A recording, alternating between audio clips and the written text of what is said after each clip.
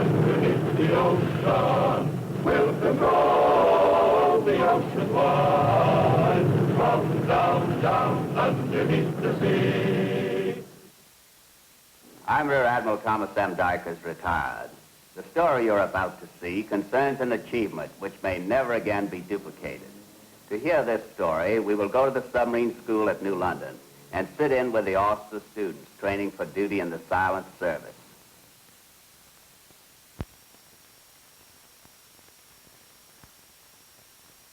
The training given you here in New London has been thorough, up to the minute, and exact. You've read books, heard lectures, solved problems, and practiced theory. Further application of what you've learned will come in due time.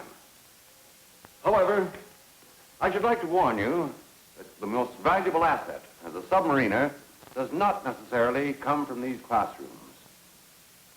Whatever your academic or intellectual capacity may be, nothing can take the place of your own ingenuity. That ingenuity is the greatest factor in the success of a commanding officer. It was demonstrated to a high degree by our own skippers during the war and also by the enemy's. I should like to choose an example to illustrate the point, an enemy example. His name was Captian Prien, captain of the U-47, German Kriegsmarine. When war started on 3 September 1939, Prien was already an experienced skipper and a favorite of Commodore Donitz, commander of the U-boat fleet. Donitz wasted no time in activating his pet plan to strike a crippling blow against the British Navy. On 8 September, Prien was called in and offered the assignment. It called for a man whose seamanship and self-control was above question. Prien qualified in every respect. The duty was dangerous. Prien was to take the U-47 into the home base of the British fleet at Scapa Flow and wreak destruction on the ships anchored there. It was not a new plan. During World War I, 2 U-boats had been destroyed attempting the same mission. The second boat had been manned entirely by officers. Also of importance to Donitz was the fact that in 1919, the sailors of the German Navy scuttled their ships in Scapa Flow rather than turn them over to the British. Now, what do you say to it, Lieutenant? I am honored that you have chosen me, Herr Admiral. Here are the 2 entrances used by the British. Here we once failed because of submarine nets, and here we failed because it was too closely guarded. Both conditions remain. All other channels are blocked by sunken ships, except this one at Kirk Sound. Now, intelligence has learned that only 2 blocked ships are sunk here, and between them is space enough for 1 U-boat to pass. More space is not needed, sir. Another blocked ship sunk in the channel, and our plan is finished. I need not tell you the importance of your success. You will make Scapa Flow the graveyard for the British, but it was for us in 1919. In the weeks that followed, Donitz and Prien carefully studied air reconnaissance, navigation data, and tide charts. Prien's biggest problem would be the high and fast-running tide, which flowed at speeds up to 10 knots and was capable of dashing any ship against the rocks. With this tide behind him, he would have to pass between the 2 block ships. On his return, he would have to buck the tide with the U-boat's top speed of 16 knots. Donitz decided that the new attempt would be made when the new moon, affording complete darkness, coincided with suitable tides. Both these conditions would be fulfilled on the night of October 13. On 9 October, the customary send-off was given the U-47. As far as the crew and their families were concerned, it was a routine patrol.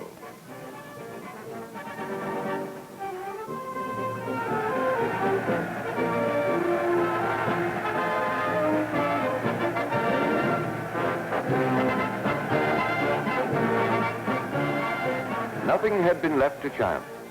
Air reconnaissance over Scapa Flow was doubled. Agents in England reported every movement of the British fleet. Only a handful of high officers and Hitler himself knew of Prien's destination. The U-47 was escorted out of the harbor, and after receiving the customary well-wishing signals from her escort, submerged to begin the 4-day voyage northward.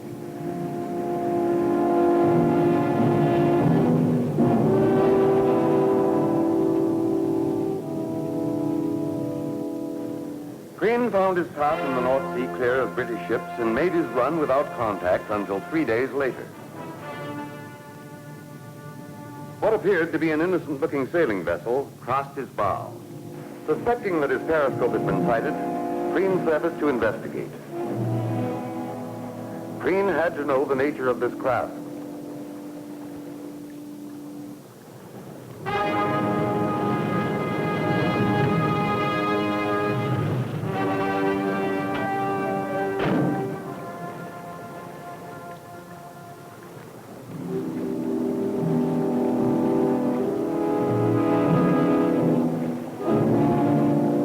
Had put into operation a fleet of radio picket ships to signal the course and location of enemy submarines.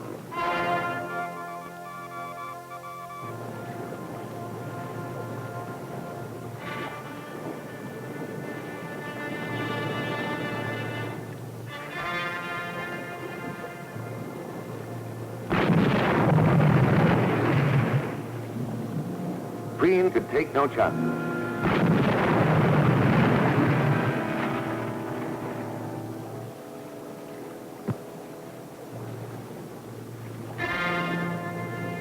After destroying the picket ship, Prien changed his course westward. If the radio message had been received by the British, patrol planes would be out looking for him.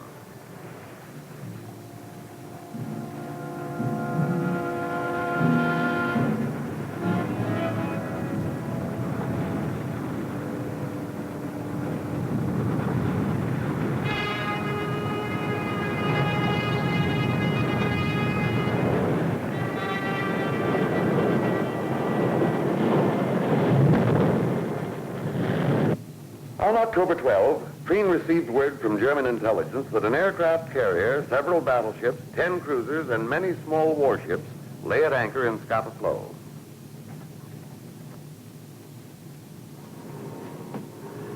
Good news, Captain? Very good, Heinz. You may as well know where we're headed. But I don't understand, Captain. The speed of these warships is far beyond us. We are not waiting for them outside the harbor. You mean, what, Captain? Intelligence has found us a way, Heinz. Why don't you tell the men, sir? They would be as excited as I am. That is why I'm not telling them until tomorrow night. The excitement must be fresh. It gives them less time to consider the danger. On the morning of 13 October, the U-47 cruised in Pentland Firth, 50 miles from Scapa Flow. The battery recharge had just been completed when trouble suddenly zoomed down from the sky. 3 British planes attacked before Prien could submerge.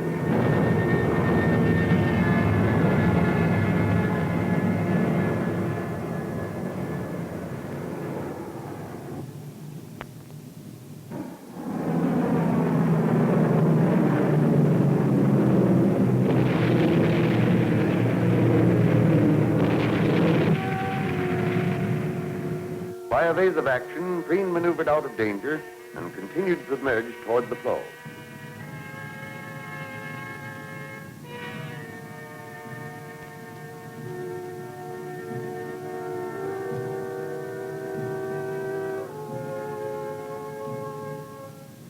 That afternoon, Prien bottomed and waited for nightfall. The crew had been briefed and awaited the task before them. The precise and careful preparations had only to be executed. But he knew that between conception and execution lay the bones of many a U-boat.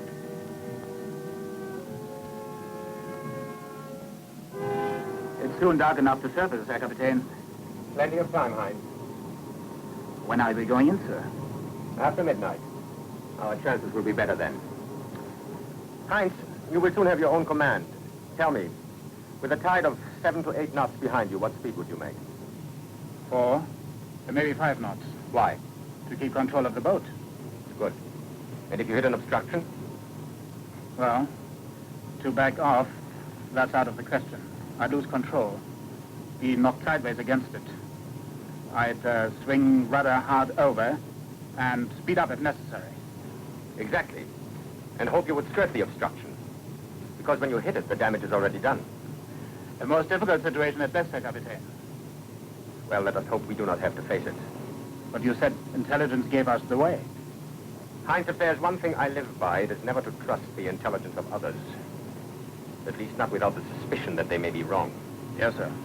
Now, according to our information, the block ships are sunk in shallow water.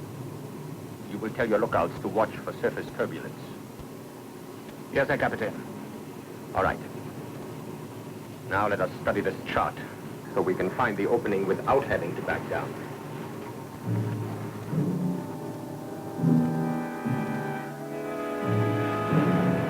When the U-47 surfaced later that night, Prien received his first surprise.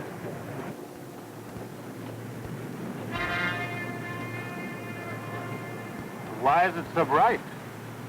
It's almost like day. The Aurora Borealis. Naturally overlooked by our intelligence. We can't go in here now. We can't help but see us. It heightens our risk. Perhaps tomorrow night, sir. Will you tell the heavens not to shine on us?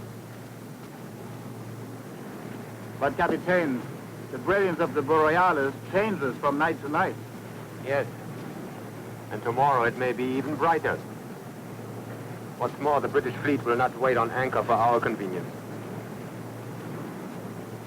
Then we are going in? Yes. Pass the word to be doubly watchful.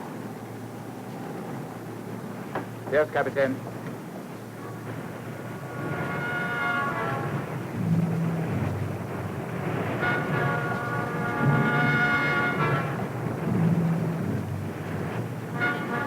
Right 10. Right, 10. East of 5.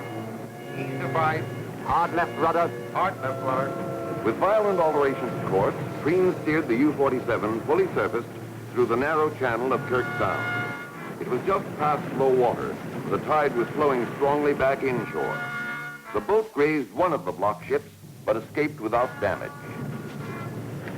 Inside the flow, Prien crept slowly toward the main anchorage. A second surprise awaited him. Empty. Of all the bad luck. The fleet has moved out. We will try the north side. Left full. Left full, Herr Kapitän.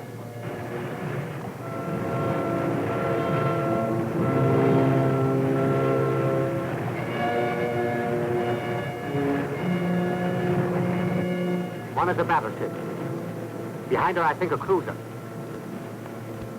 Take over, Heinz.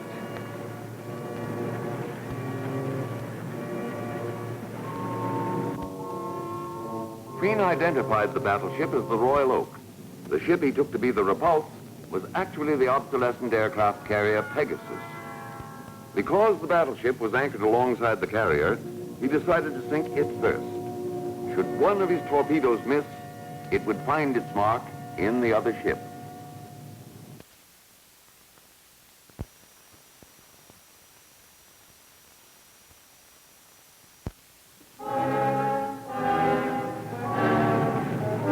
The U-47 moved into firing position under the nose of a patrolling destroyer. In spite of the northern lights, he was able to remain undetected. I think he is turning south. They won't suspect us until we fire. For the moment, we're one of them. All torpedoes ready, Herr Kapitän. Very well, stand by. 2,000 yards and a calm sea. It's like training exercise, Herr Captain. With only one difference, Heinz. Our target is the Royal Oak. Fire one.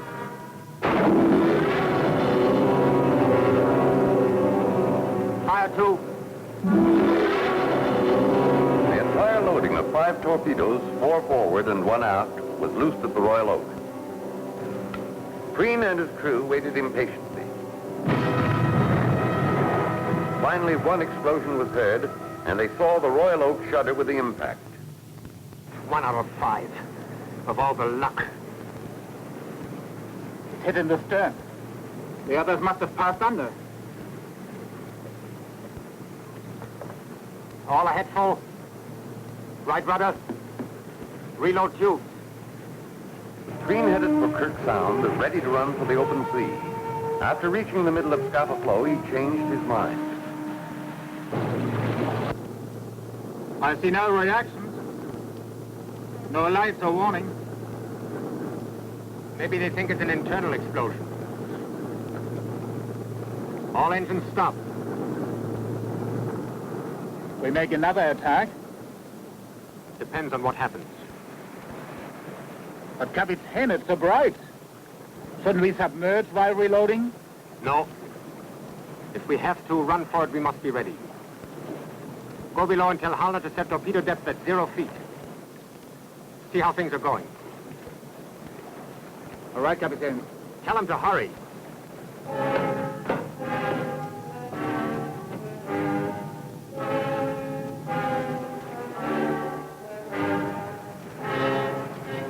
Fast time for reloading in a U-boat is 20 minutes.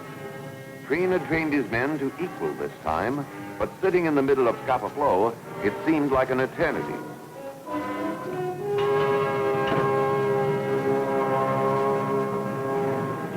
Nearly ready, Captain. I noticed that the gyroscope and depth setting on the torpedoes was exactly alike. The exploders must have been defective. How many more rotten eggs in our basket? That's what worries me. We can't know until we fire them. A brilliant observation, Heinz. I wouldn't have thought of it myself.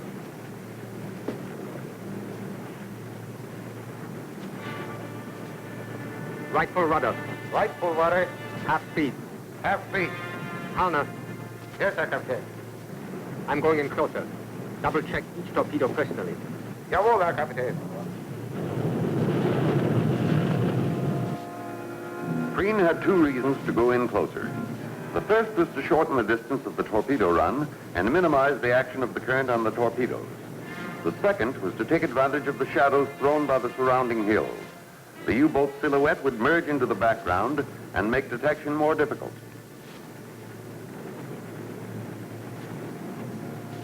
It seems they have decided it was not an internal explosion. Search for aircraft, Herr Captain. Of course. Scapa Flow is impregnable to U-boat attack. They know that.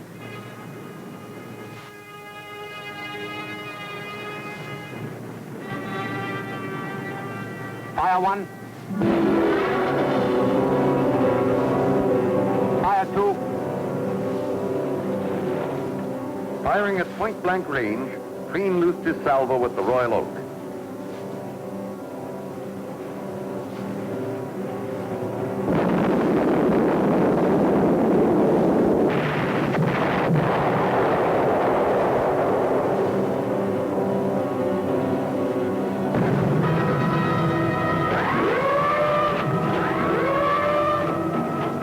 The battleship was literally blown into the air.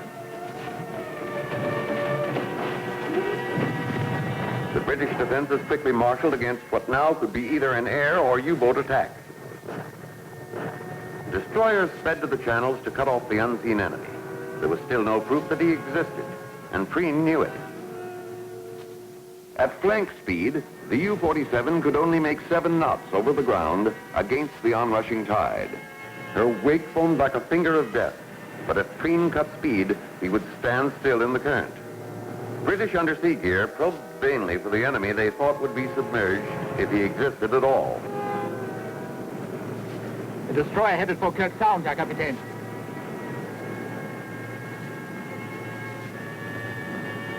Hugging the shoreline was almost Prien's undoing.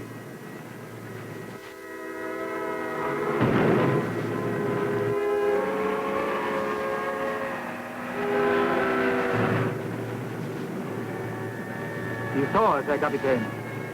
We take the chance he doesn't know a U-boat from a British submarine. Prien's decision was the right one. Any change in tactics would have made him vulnerable to the searchers. Between success and failure now cruised a lone British destroyer. In order to enter the channel, Prien had to vacate the protection of the shore. Stiff with tension, the bridge watch stared toward the oncoming destroyer. It looked like the end.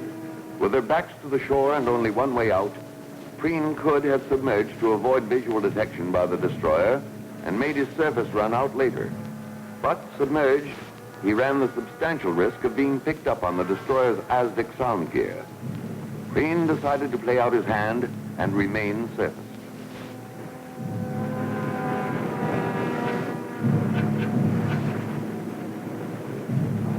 We could only read their signals. If they've seen us, they won't attack without verification. A U-boat for a battleship. We still win, Herr Captain. Prien considered changing course to move back to the shadows of the shore.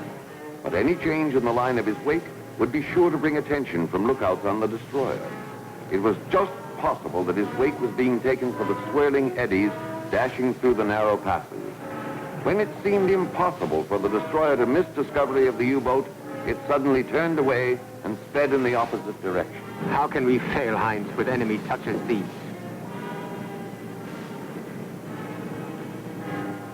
The destroyer gone for the moment, Prien turned to the tortuous business of getting back out the narrow channel, this time against the swift running tide.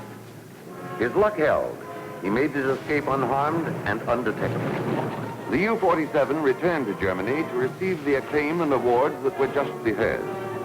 The British chivalrously recognized the skill and daring of Prien's action.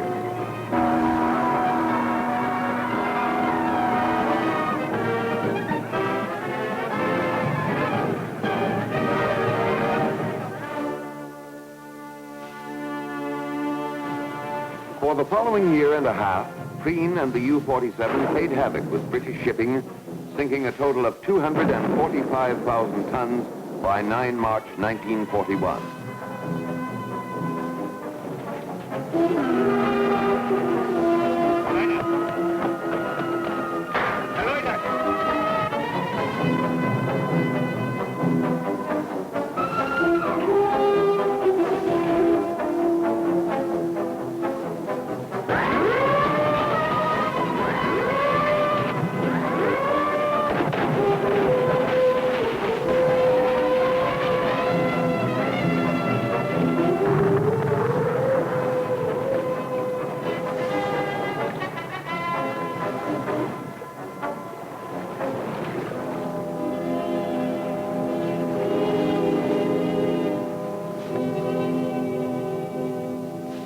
On 10 March, Prien crossed the path of a convoy south of Iceland and drove in for the kill.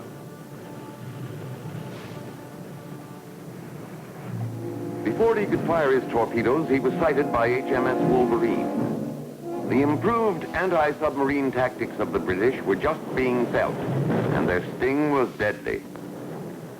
Prien turned to run. Had he stayed on the surface, he might have succeeded.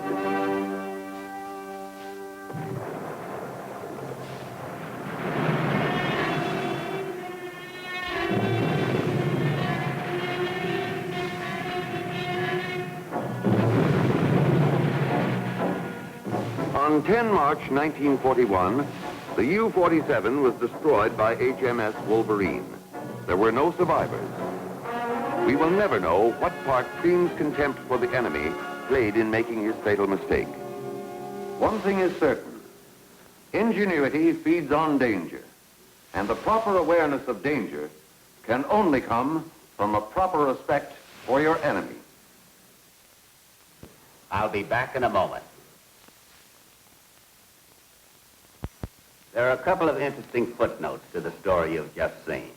On the day before U-47 made its successful entry into Scapa Flow, the British were in the process of towing an old vessel from London to close the gap in Kirk Sound. For several weeks previous, the Admiralty had desired to move this additional block ship.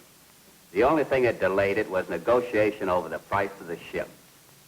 The week of March 10th, 1941 was a bitter one for the Germans. Prien was only one of 3 U-boat aces who met his fate at the hands of the same group of anti-submarine vessels. Sunk on March 16th was U-100, commanded by Captain Joachim Schepke, with 230,000 tons of shipping to his credit. A few hours later, U-99, commanded by Captain Otto Kretschmer, top man with 282,000 tons, was destroyed, and Captain Kretschmer then taken prisoner along with most of his crew. Be with us again when we will bring you another true story from the history of the Silent Service.